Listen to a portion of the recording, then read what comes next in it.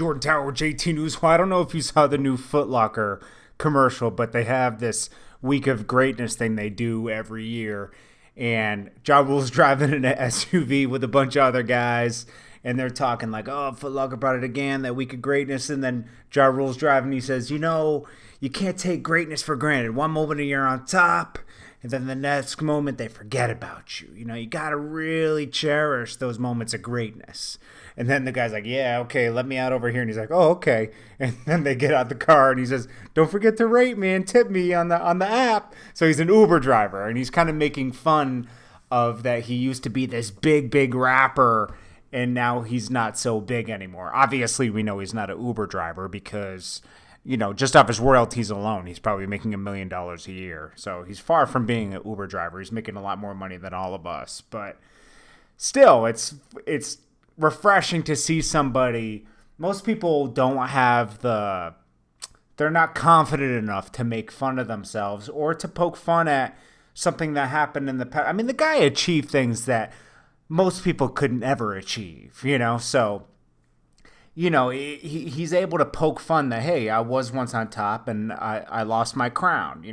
Obviously we know who took his crown. 50 Cent took the crown from Ja Rule. He came in, went hard at Ja Rule and slowly chipped away at him. And then Ja Rule went to jail, and then, blah, blah, blah. We know where he is now, And he's about to release his last album. People were probably wondering why. It's called Coup de Grace. It literally means final blow. This will be his last album. This guy had, 2 number 1 albums. He had I think he had 10 top singles in the Hot 100. He had Ashanti Mesmerize, Always on Time. Then he had J-Lo, The Murder Remixes, I'm Real, Ain't It Funny. Remember when he was doing all that stuff with J-Lo? He just had a ton of stuff out here. But he wants to go beyond music now. He's kind of done with music. But, when you're a musician, that's in your blood. That's what you do. That's your passion. Of course, he's going to still make music, but he wants to go beyond music now, he's saying. And I like that he doesn't really tell you where he wants to go, because I hate it when people make a bunch of promises to you and then they don't deliver. They're like, oh yeah, I'm going to get into movies, I'm going to do this. He already did movies. We know that. He did Fast and Furious and a couple other stuff. But, he's going to do this, I'm going to do that, and then they don't deliver. It's better just surprise us with something, Bring it to us when it's done, I remember all these years in the past, my album drops, December, and then the album never drops, because it's not in their control, it's in the label's control.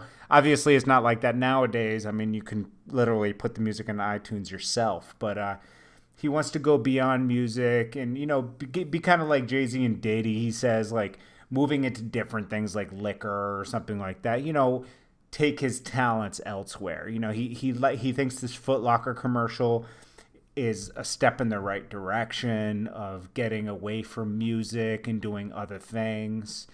And I'm sure he has a lot to offer. I mean, even if he was just behind the scenes in music and pushing the culture forward, which he talks about a lot in here,